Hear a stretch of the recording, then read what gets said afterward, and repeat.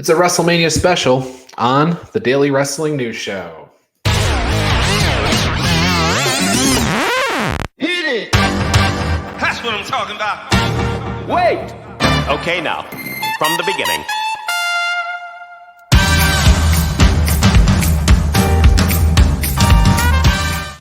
This is the Daily Wrestling News powered by the Eastern Observer. My name is Ryan Joy, and I'm coming to you live from Minutes to Bell Time Studio on the beautiful Treasure Coast of the Sunshine State. And I'm joined today by the person who agreed to talk about WrestleMania 10 with me, John DeConnie. John, how are you? Not bad. How about yourself? Very good, very good. I'm a huge fan of WrestleMania 10. I don't know what it is about it, but it's one of those ones that I just watched on repeat when I was a kid. So it's kind of a transitional show. We're mostly out of the golden era of wrestling. We're not quite to the Attitude Era, but at least the wrestling starts to look more like the Attitude Era. Yeah. Well, we're gonna go match by match. We're gonna talk about everything on the show, the good, the bad, and everything in between. There's a lot of good on the show, so we're gonna get into it. But of course, we have to start WrestleMania shows with the trivia, because certainly by the end we'll have answered all the questions. So here we go.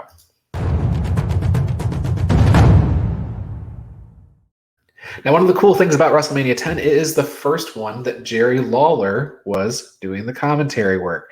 So all of my questions today are things Jerry Lawler said on commentary. He was awesome on this show. He just was on fire. So it's the standard rules. You're going to get 5 questions. If majority correct, gets you the W. If you win, you get the Goldberg Oscar Award. If you lose, you get a Hawkins. So Jerry Lawler, in the first match, he said he was hoping that Stu Hart would be at WrestleMania 10 wearing his A, orthopedic suit, B, orthopedic tuxedo, C, orthopedic shoes, or D, orthopedic smile. Orthopedic tuxedo, I believe. That's right. Orthopedic tuxedo. To which Vince McMahon said, his what? Jerry Lawler called the Harts, Stu and Helen, liars. He said he would not believe them if A, their life depended on it, B, their mouths were notarized, C, their tongues were notarized, or if they said the sun came up in the east. Their tongues were notarized? Tongues were notarized. Yep. Okay, 2 for 2 on things Jerry Lawler said during WrestleMania 10. When Vince McMahon said, there's only one Macho Man Randy Savage, how did Jerry Lawler reply? Your choices are, thank goodness, that's too many, I love this guy, that's obvious, McMahon. Those are the 4 options. That's too many? Nope, thank goodness. Okay. So, okay, 2 for 3. Okay. We were talking about the Alundra Blaze here, and McMahon says, even you have to be impressed, King. To which the King replies, I was not impressed. I'm more impressed that Fabulous Moolah is still kicking. That's option A. Option B, I was impressed, but not with the wrestling. Did you see those women? C, I was not impressed. I'm more impressed that Mae Young is still kicking. So 3 choices. More impressed that Moolah's still kicking? Moolah, yep. 3 for 4. 3 for 4. Okay, and where did the King say that Mabel had to be baptized? Your choices are the Atlantic Ocean, SeaWorld, Hudson Bay, or the Hudson River. SeaWorld. That's right. 4 for 5. 4 for 5. You win. All right. It's funny. That's how we normally end the show, but today we must press forward. So very good. 4 for 5 on WrestleMania 10 trivia. All right. WrestleMania 10, March 20th, 1994. Other things that were happening in the world 4 days prior, Cactus Jack lost his ear. So there's a little fun fact for time. A world away, right? That happened in Germany, didn't it? Was it Germany or Japan? It was not in the continental United States, that's for sure. It was definitely over there. Pretty well received show. 80% of the Wrestling Observer newsletter readers responded to the Observer poll with a thumbs up. That's pretty good for them. The actual attendance at Madison Square Garden was 18,065 fans with a gate of $960,000. Mania brought in less money with higher prices than the WrestleMania 9 show. The 6th place on the all-time US list, 10th place on the all-time WWF list. The Paramount next door, they didn't sell out. They had 4,200. All in all, though, it was pretty good. Total merchandise sales, $237,000. That's $7 per head. So those are kind of the numbers for WrestleMania 10. Didn't really blow things out of the water as far as WrestleMania is concerned, but well attended and a good show. So whenever they come back to MSG, you're going to have a good show. And, you know, I get the feeling this is one of the rare moments where it's not 100% about the money with Vince. Like when he comes home to the building where his dad, you know, ran shows, it's, you know, he can ease off the gas just a little bit and enjoy himself. Yeah, that may be true. That may be true. And it is the 10th anniversary show, right? You know, from the WrestleMania 1 extravaganza at Madison Square Garden. And throughout the show, they would show clips of WrestleMania moments. And so they did that right in the beginning. They showed a video package of WrestleMania 1. And they would go back to do that time and time again. But it was kind of interesting. If you paid attention to those clips, they really didn't show you any like real moments. Like it was kind of like, you know, they talked about WrestleMania 8, like the awe-inspiring presence of The Undertaker, but didn't show who was wrestling or anything like that. You know, so I mean, it was fine. It was good to show and pay tribute and stuff like that. But overall, pretty good. I would say this was a 2-match show for the most part. I think people mostly point to 2 matches on this card as being like some of the best of all time, and we'll talk to them as we get going through. But Vince McMahon welcomes us to WrestleMania 10. Little Richard sings America the Beautiful. As mentioned, Vince McMahon and Jerry the King Lawler on commentary. A great pairing. Vince McMahon doing his normal Vince McMahon stuff. And Jerry Lawler, he was comedy gold here. Comedy gold. He did not let a moment breathe without throwing in a snide remark, half of which would probably get him fired today, but still quite a few of them definitely got a chuckle. Yeah, the ring announcing was interesting on this show. Howard Finkel was there, and he got some hair for the show. But the rest of the show was announced by Bill Dunn. And as far as I know, this is Dunn's only WrestleMania, and he has a completely different sound, doesn't he? I mean, it's so different.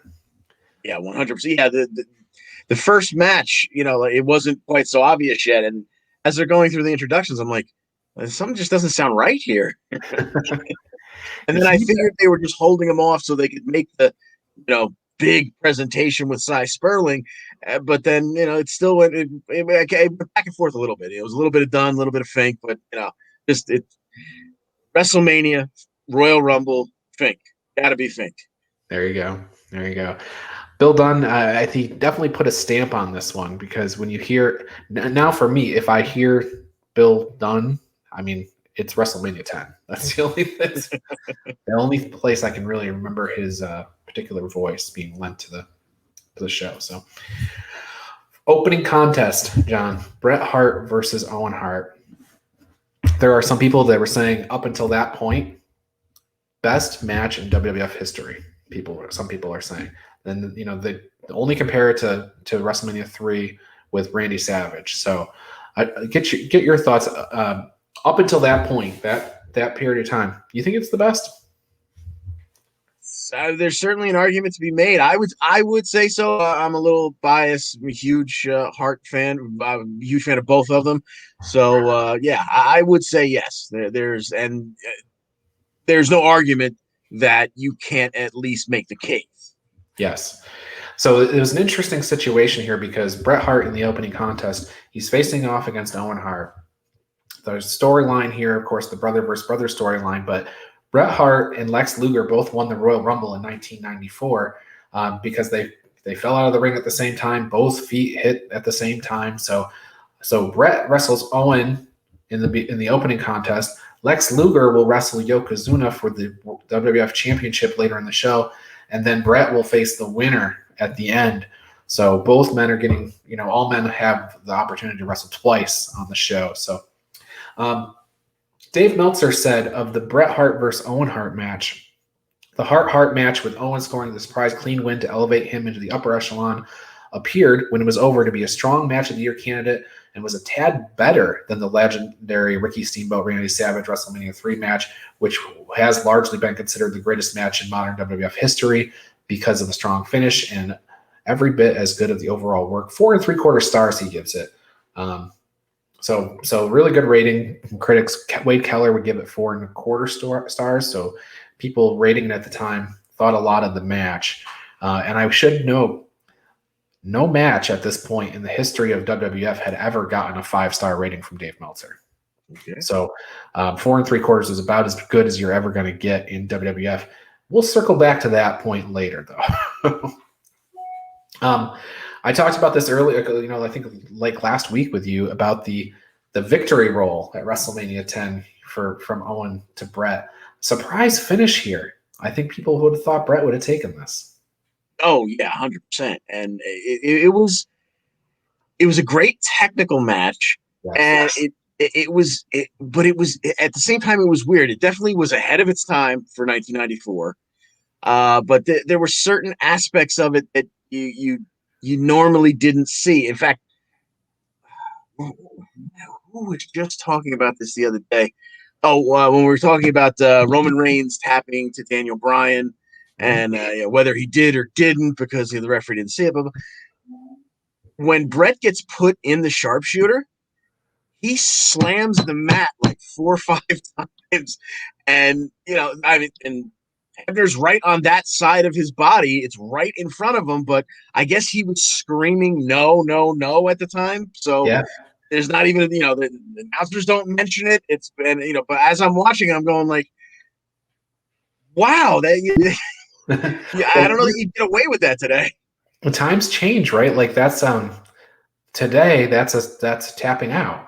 Back then, tapping out wasn't a thing yet at the time. So it's like you had to do an audible give up, but very interesting, right? The fact that that is actually an element of selling that they can't do anymore because that would be considered tapping out. So it's interesting.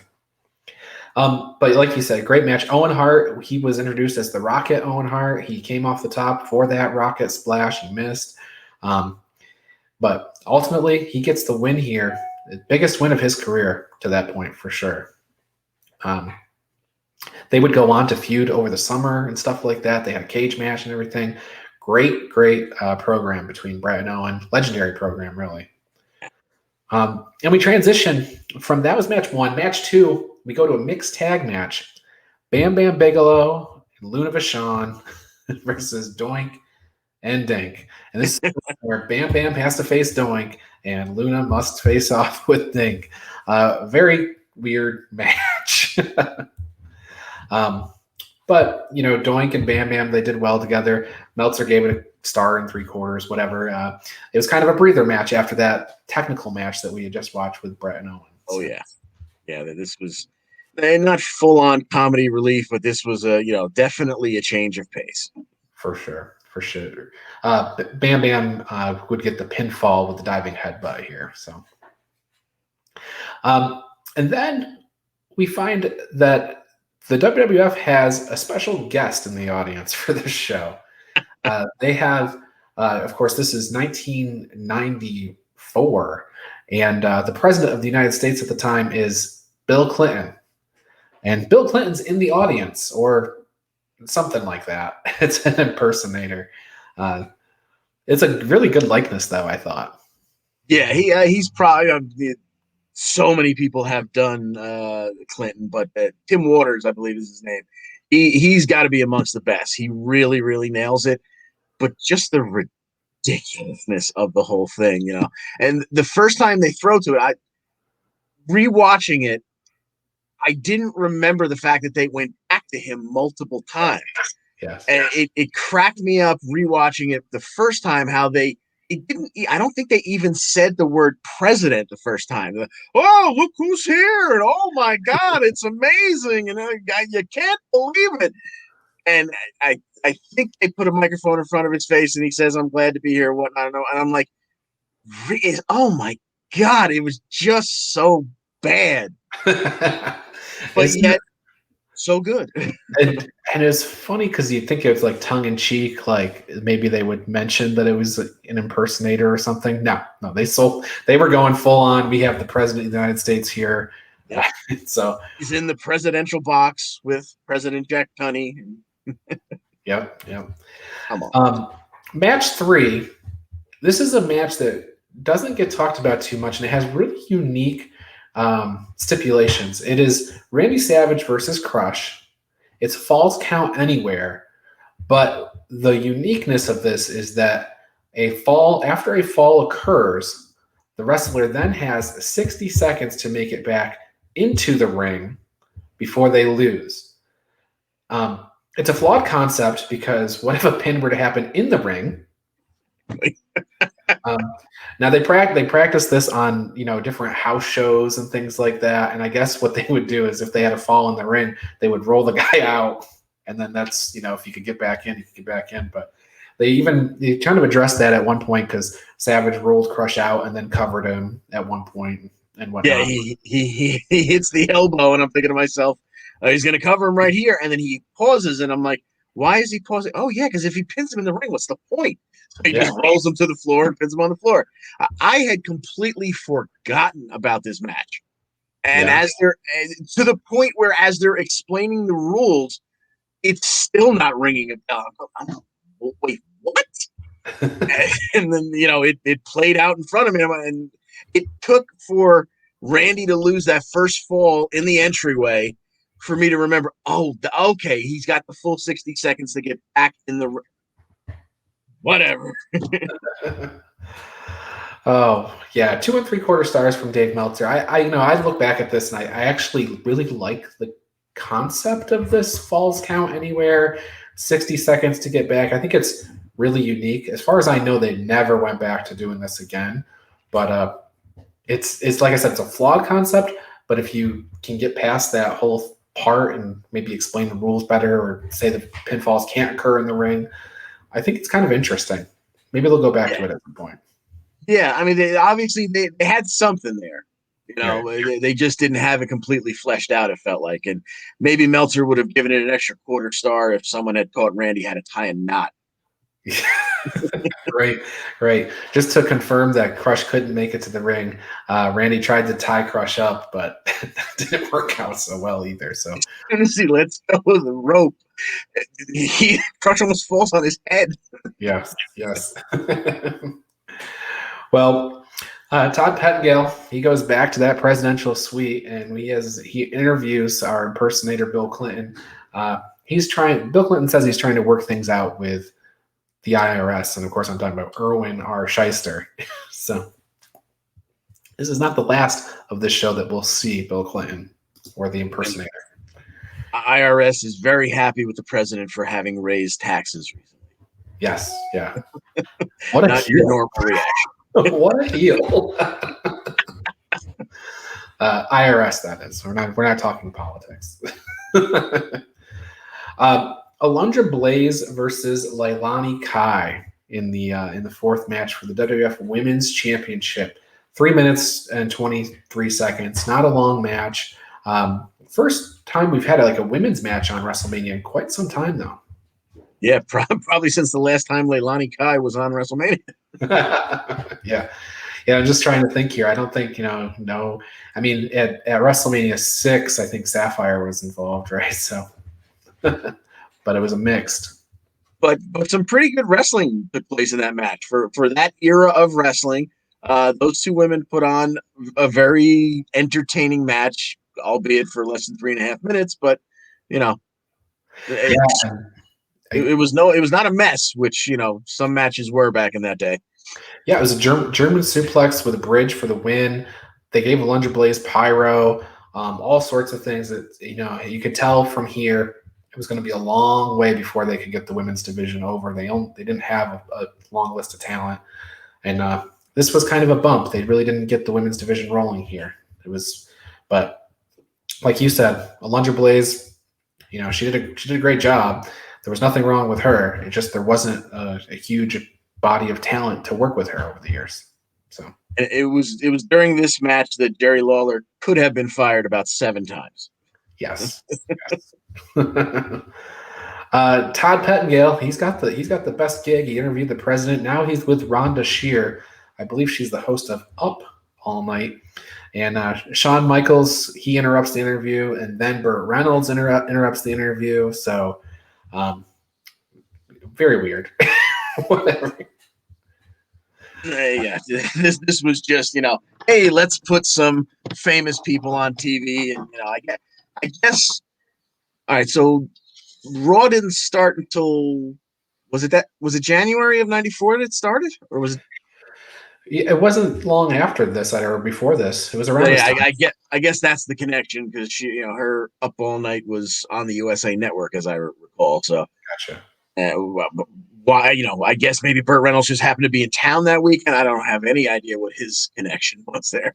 Yeah, I think Raw was around for a while because the whole Hulk Hogan and Brutus Beefcake versus Money Inc. thing happened on Raw, and that was before WrestleMania 9, right? Yeah, well, I know it started on. I'm pretty sure the first episode was January the 11th, only because that is my birthday. I just don't remember what year. Well, I will get back to you on that in a second. But the next match was Men on a Mission versus the Quebecers. What did you think of this? Hold on a second. Yeah, I was just looking at my notes for the Quebecers, or as they were originally referred to by Vince McMahon, the Mounties. Oh no, wait. This match was weird. It was kind of a mess. You had some good wrestling by the Quebecers. You had some okay wrestling by the Men on a Mission, and when I didn't want to rewatch it just because it was not that great of a match, but it ended in a count out. Yeah.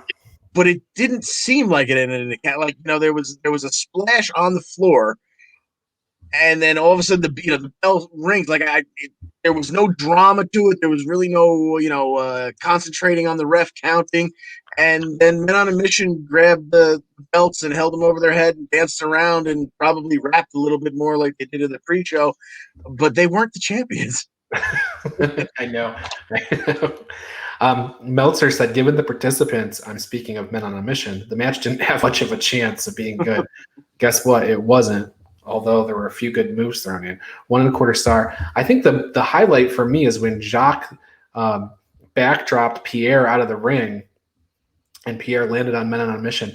It was kind of a preview of what the kind of thing we'd see from PCO as his life altered over the course of the years. But yeah, not a very good match, but he got the tag titles on, which is not something they do every Mania. So True. A lot of times, some of the things that stick out to me in doing these is when you see something that later would become a thing. Uh-huh. Like I think it was WrestleMania 20 that will air later this week. I don't remember if I even brought it up, but I remember watching the Jericho match, and even though it's not called it, and we weren't even 100% sure he did it on purpose. Jericho did in what, in my estimation, is the first in history Sling Blade. And it was called kind of like, he kind of wrapped him around the neck, like it was a Sling Blade, but it almost looked like a mistake as it flowed through the match. Not exactly the same thing, but here in this match, when the Quebecers were able to pull off the double suplex of Big Mabel, Johnny Polo gave a yes chant. I swear to God. He was ahead of his time. Johnny Polo of course, he would go on to have a very different career after he dropped the whole manager thing in WWF. He would go on to be Raven. It's kind of a Easter egg in wrestling is to think of Johnny Polo. You know, Did you watch off of Peacock or the network or what have you? I When you watched. were rewatching? Yes, it was on the network. Okay, I'm assuming you did not get the pre-show. No. Okay, just to see whether or not things get edited out or whatnot. I always make an effort to see if I can get the oldest, most original copy I can, and I lucked out with this one and got a terrible video quality, but I got somebody's old VHS tape ripped, and it included the pre-show. Wow. And I'm assuming this was maybe the first year they had a pre-show because there was absolutely no format. It was just, we're going to throw to Todd Pettengill, and he's standing in the crowd, and he hits his signature line for the day, which was Mega Glitz and Mondo Glamour. And then he's going to throw to Johnny Polo, who's going to be backstage in front of a door, probably the same door. All 4 times they threw to him, they just changed the sign on the door. Because at one point he was supposed to be outside of Rhonda Shear's dressing room, and like 3 times a random referee walked out of the door. And all Johnny Polo did was talk about how he just finished having breakfast with that celebrity and what the celebrity had had for breakfast. It was like a college film study, like free for all. Just here, we're gonna give you a camera. Just go out and do something. But yeah, the stark difference between that Johnny Polo and the man that I would come to know as Raven, and how dark and twisted he was. Oh wow, It's 180 incredible. degrees night and day.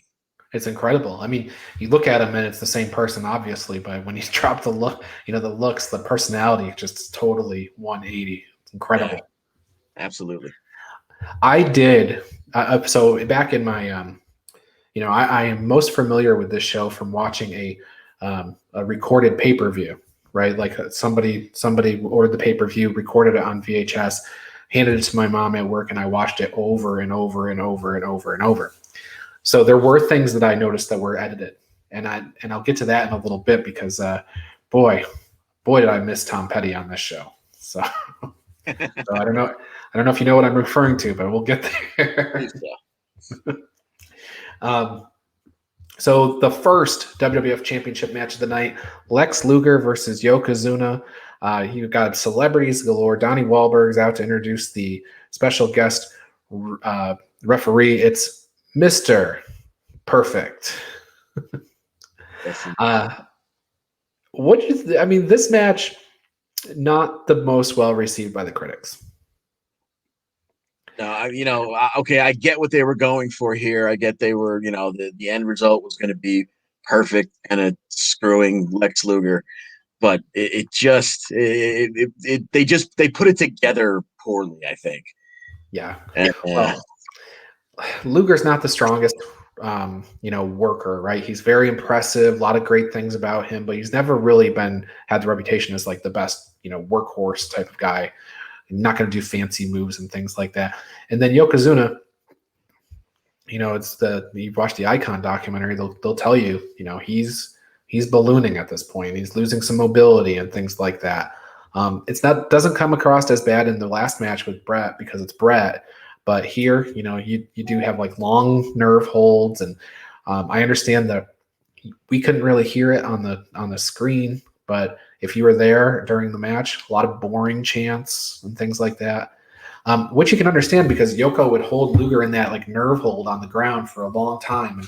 And, the Madison Square Garden audience is not that forgiving. So half a star from Dave. Yeah, I can see it. I think the funniest thing about this was during the hype package leading into it, how excited Lex Luger was to win the coin toss and choose to fight first. Yeah. Do you remember? Because I don't. What Lex Luger's alternative would have been? Who he would have wrestled if he didn't wrestle Yoko? I don't know that it was talked about during the show, and I certainly don't remember the storyline leading up to it. Yeah, I can't remember the story. I think that there was one, and I think there was an opponent identified, but I don't remember who it was. So, too bad he was very excited to fight Yokozuna first. I'm not sure why that would be. Oh boy, I won the coin toss. I won't main event. Well, he could have if he won. The next match, Harvey Wimpleman is in the ring with the Fink. This is Earthquake versus Adam Bomb, this match, by the way. Adam Bomb, Harvey Wimpleman started harassing the Fink. This is after the Fink makes his debut with his new hair and everything like that. Spy Sperling does the intro. But anyway, Harvey rips the Fink's suit. Adam Bomb comes down to further bully. Then Earthquake comes down. It's an immediate defeat. 35 seconds. Earthquake, with his I've already talked longer than the match went. So. I think the longest part of the match was Earthquake jumping around Adam Bomb before he hit the Earthquake splash, giving him the tremors ahead of time. Yes. Yeah.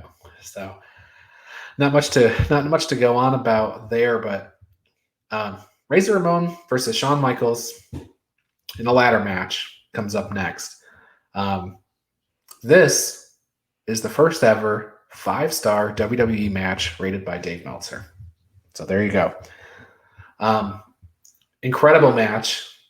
I'm curious your thoughts. Like, if you just recently watched this, right, yesterday to prepare for this show, we've seen so many ladder matches since. This one set the stage. I don't think you could go back now and say it's the best ladder match of all time, given what we've had since, but it set the stage for everything that we've seen. Yes. Yeah. There's a lot more that they do nowadays, but there was at least the genesis of all of that here, using the ladder as a weapon. At one point, Shawn rides it from the top turnbuckle to basically splash Razor. It's used outside. It's used, Shawn is slingshotted into it, which takes him over the top rope and to the floor. There was a little bit of everything other than maybe, putting it over his throat to make sure he couldn't get up. There's just about everything that you see in a ladder match today, even though they take it to the nth degree now. It all started here, and this was indeed just a fantastic match. The one of the things that I think was so great about this is Shawn Michaels and his selling, right? Like, man, was he good. I just from the moment the match started, like, I could just feel his pain the whole time. He was incredible. Do you think does Shawn get most of the credit for this, or do you think Razor gets an equal share? I think when you talk about this match, you always say, Shawn and Razor. You always say, when you say the ladder match, you think Shawn and Razor. So I think he does get a fair amount of the credit, and I think it's credit that's due, because in rewatching it, I forgot. You think of Scott Hall now, and you think of the bad times, and I forgot how good he was. There early on in this match, he is stiff, he is quick, he is crisp with all his moves. And I think, when I think of him, unfortunately, most of my memories are the later days of WCW, where he had become such a mess, it even made its way into a storyline. And here he was, a guy with, an incredible physique, larger, taller than the average guy, but not that body of a giant. He still had an amazing, he had like a NFL linebacker's body, but, an NBA power forward's height. Yeah. So here's a guy who absolutely should have been a main eventer, and you see in this ladder match exactly why that should have been the case had he not been his own worst enemy. Right, and he eventually would leave WWE and go over to WCW, which probably put a pin in any chances he had to climb any further. But he would hold that Intercontinental title quite a lot. When you think of Razor Ramon, you think mostly of that title. Even though he came in working toward the top, he was mostly in that Intercontinental title picture. Dave Meltzer says, if you haven't seen this match, make sure you do. It'll be remembered for many years. Watch how ladder matches now become the hottest gimmick on the indie scene. I would argue they became the hottest gimmick. Period. Like, forget the immediacy. They were the hottest gimmick, going. And then Wade Keller says this was one of the better matches you will ever see, thanks to the greatness of Michaels and the near perfect steady performance by Razor, which is kind of what you just said, in terms of his work, Ramones I'm talking about. So incredible. I thought the conclusion of this match was like a very challenging thing to plan out. You've got Michaels climbing the ladder. Razor basically does like a shoulder tackle into the ladder to knock the ladder over. And as the ladder is falling, Michaels has to make it look believable that he is falling in such a way where he not only crotches himself on the ropes, but then ends up getting tangled in the ropes. And then, he's tangled up in the ropes and tied up. Razor then sets up the ladder and does, the not so quick walk to the top. And Michaels is flailing in the ropes and he almost gets out and then ties his arm into the ropes. And if he had messed that one little piece up, there were so many places for error with Michaels in this, but if he had messed that up, he would have been standing in the ring watching Razor get the belts. Right. So they would have had to do something else. So I thought when I watched this, I'm like, oh my God, the margin for error on this finish was just so tiny, and they pulled it off. So excellent. Yeah, well, I mean, it's one of those things where there are certain guys in the history of wrestling. Yeah, there's lots of guys who have put on good matches, guys who have put on great matches.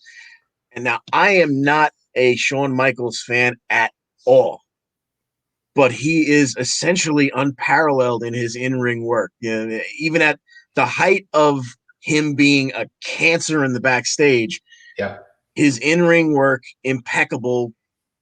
Nearly 100% of the time. I can't remember a bad match, prior to him shaving his head that he's ever had. So, there are just certain guys, in the very first Money in the Bank match, there was, a spot where Chris Jericho had fallen at the base of the ladder. And I think the ladder was bent a little bit. So whoever was climbing, it was a very wobbly climb. And Jericho was supposed to be unconscious, basically hooked the ladder and, helped him out there. There are just certain guys that are just such pros. You feel, they're going to go out there, they're going to handle their business, they're going to do the right thing. And of anyone in the company who could have pulled that move off, I don't think he was quite as close to the ropes as maybe their original setup was supposed to be, because he really had to do a split to get his leg, to get himself crotched. Yes. So, he pulled it off, because otherwise, like you said, it would have, not only would it have been awkward, they would have run it back and done something else to get him tied up. The match had already gone way too long. Mm-hmm. There was supposed to be a buffer match in between this and the main event that wound up getting canceled. And if you listen to some of the stories that are often told, the timekeeper was, in the referee's ear. They were told to go home like 5 minutes earlier than they did, and they just kept going. The two of them just decided they were going to keep going, and we benefited for it because the match was fantastic. But that could have been another delay there. Yeah, and probably at the time, the producers are probably losing their mind and all ticked off. But and too bad for Jeff Jarrett and all those guys that didn't get on the show in that 10-man tag that they had to cancel. Yeah, because we didn't get the 1, 2, 3 kid and Sparky Plug. Darn it. Yeah, exactly. But yeah, I mean, in hindsight, nobody in WWE is looking back at this and saying, "Man, if we only got that 10-man tag in," So, but incredible performance by both guys.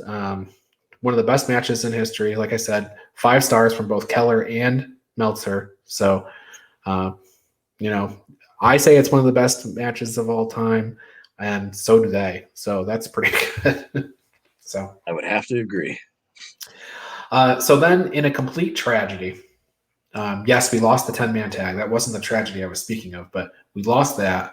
And then the other tragedy is WWE removed Tom Petty's "Making Some Noise" music from the Bret Hart video package. If you were to watch on Peacock or on the WWE Network, that was the music they put to Bret Hart, going through the dungeon and the video package they all did. And it was great. I have fond memories of it. And then the thing they have on there now is, I'm sorry to whoever put it together, but it's lame as crap. It's like not good. So sorry guys, but try to go back and find that original video package to watch that Bret Hart thing. It's pretty good. Yeah, I got lucky. I had a feeling that might actually be before. I mean, you did a fantastic job with the Lawler trivia, but like there are certain things as I go along here. I went and looked up who the Bill Clinton impersonator was. I went and made sure I had the proper name of that song in the hype package. And I said, okay, that's obviously Tom Petty. I don't recognize the song 100% because I'm not a huge Petty fan, but I better make sure I know what the name of that song is. I love that you prepared that for that. And here I am, like I'm rewatching matches to find a Jerry Lawler quote.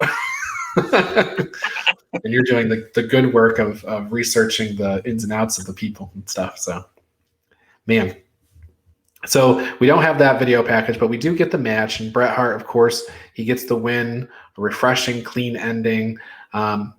Meltzer gave it only 2.25 stars. Keller gave it 3, but the story here really is Bret Hart gets the win over Yokozuna. Bret Hart it's this incredible celebration. Everybody's in the ring. All the baby faces come out of the locker room. You got Razor Ramon in there. You got Randy Savage in there. Roddy Piper is already there because of the referee situation, which I didn't even mention. Burt Reynolds is the ring announcer. He announces Roddy Piper as the referee. But Bret gets the W here. And what happens at the end of the show basically is you've got Bret in the ring with the World Wrestling Federation Championship hoist up in the air, and in the ramp is Owen Hart, the man who beat him to open the show. And that just sets us on for the next several big matches, Bret and Owen. Yeah, Owen just looking absolutely disgusted, shaking his head halfway down the entryway there. And yeah, just they got a couple of good shots, over each brother's shoulder, looking down at the other one. It was there's a lot of pay-per-views and even manias that just kind of end with a celebration in the ring or whatnot. That was a really great, great way to start the show and heck of a way to end the show because you knew you were headed for a summer of Hart versus Hart. Yeah, I mean the first 9 WrestleManias, you had Hogan posing pretty much at the end, except for 6, I guess. And yeah, just 6, I think. But you didn't have a locker room empty like that to celebrate with Bret. So it really was crowning Bret as the guy going forward. And yeah, it set up beautifully the feuds going forward. And I want to mention that I've talked a couple times on this show how Meltzer was stingy with those star ratings in WWF. And Bret Hart versus Owen Hart at SummerSlam later that year would get another 5-star. So there you go. 2 in 1 year from Uncle Dave. Yeah. There was like a 13-year gap coming up like between.